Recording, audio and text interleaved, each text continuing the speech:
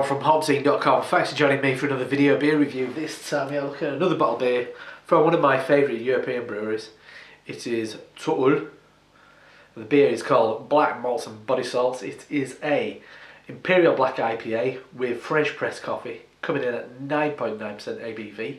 We're just having a little look on Tuul's website. Don't really give a hell of a lot away about this beer.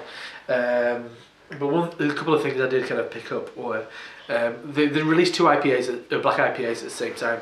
This and Black Mariah. I think Black Mariah was maybe more on the IPA side of things, just extracting the colour from the damp malts. This one is edging more towards the stout side of things, so a bit more emphasis on the malts with this one, because I think they're looking at this idea of what is black IPA and they're kind of deconstructing that and just having a bit of fun with it as well.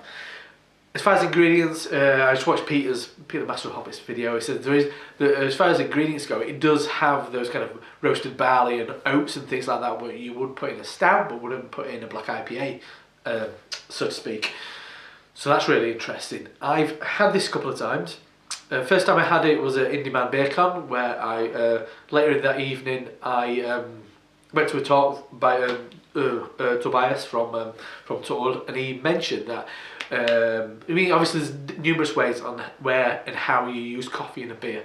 With this one, it's a French press coffee, like like what you might make at home, maybe on a bigger scale, I guess. So it's that, and it's added just before bottling to preserve as much coffee flavour as possible.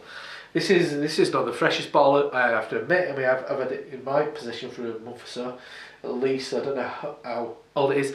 The other thing is, I always want to mention, when I did my draft launch of the beer that I helped brew up at Brewdog, called Dead Metaphor, I was asked by Brewdog to select 2 other beers to be on that night. Just kind of like something that meant something to me, local or whatever. The beers I picked were Magic Rocks Cannonball, which I think is one of the best beers brewed in the UK, and then I picked this as well because, I mean, well, I'm a big fan of Tuul. The guys at Tuul have been really kind of supportive of my videos and been all really complimentary, which is great. And I've met Tobias a couple of times now. He's lovely.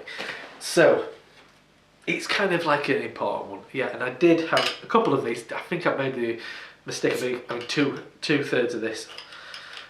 Quite towards the end of the night on the Friday session in Demand, which I ended up feeling like shit the following day. So I blamed Tuul this and liquid confidence I was drinking at the end of the night, and not really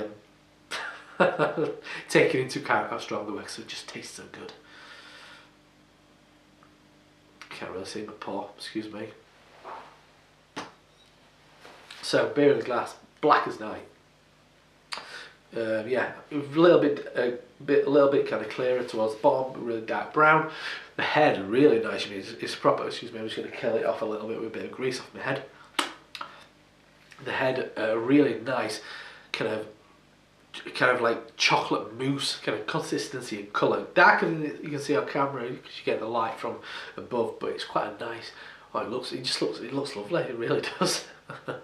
Fantastic looking beer. So let's give it a sniff. Beautiful.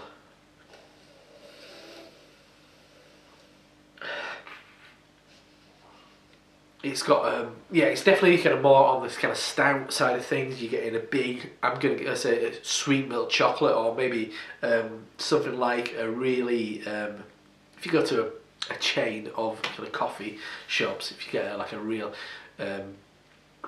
chocolatey coffee and put a shitload of sugar in it, it's really got that kind of thing going on.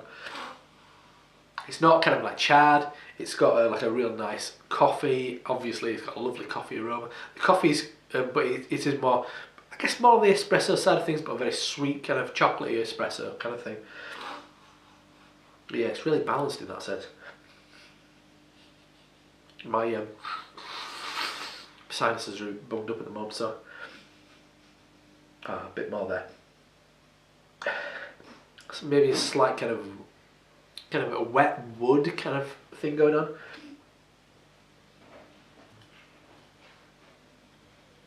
Yeah, kind of milk chocolate, I'm gonna say, more than the kind of like a dark chocolate. Yeah, coffee, chocolate, maybe it does have a slight kind of mineral edge. There's something got into my head with this idea of the body salts. There is something kind of slight sea salty about it. There is a sweetness maybe of something like blackberry, but it smells beautiful. Anyway, let's dive in. Cheers.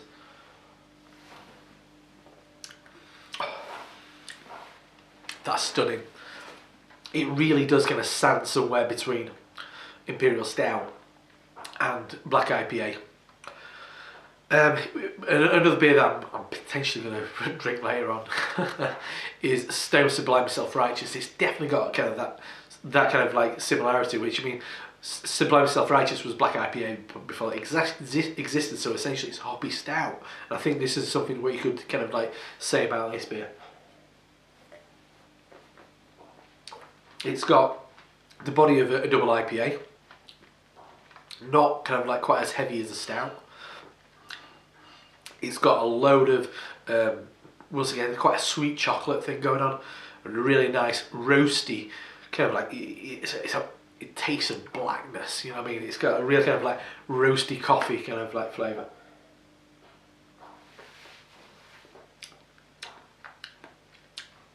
Maybe a hint of blueberry, maybe slight kind of, there's like a charred kind of like tarry, slight smoky note.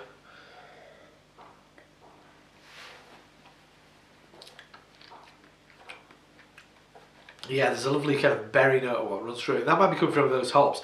Just from briefly looking at the website, it did mention Simcoe and Teninger, and it definitely get that kind of that Simcoe, I think, note in there. Stupidly drinkable. Yeah, sweet chocolatey coffee.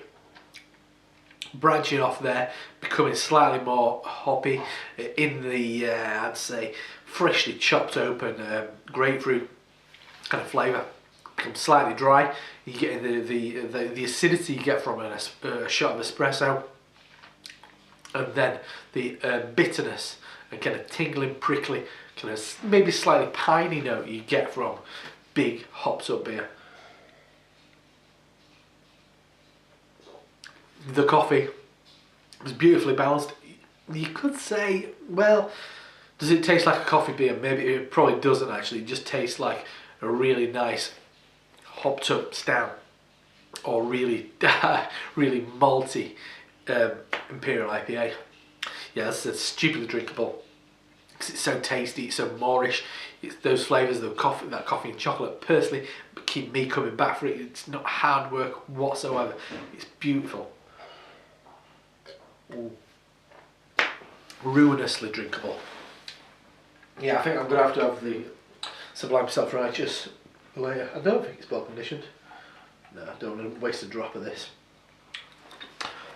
Yeah, you do actually get a really nice lingering hop bitterness, which is quite fruity. Beautiful stuff. What's it say? No, it's just not quite as. I would have thought there would be some more bonkers text on the back as it usually is, but it's just saying we present to you a black IPA, double IPA made with French pressed coffee. That's a stormer. That really is. That's lovely stuff. That is Black Malts and Body Salts. Great name for a beer as well. It's a fantastic name for a beer from Tål in Denmark. I'm glad I picked it for to be on the bar at Brewdog in Leeds the day I released Dead Meta 4, because it's really worthy of that occasion. I mean, it was a big day for me, so I'm glad I could have such a fantastic beer on at the same time. Anyway, I'm Rob from HopZine.com. See you next time. Cheers.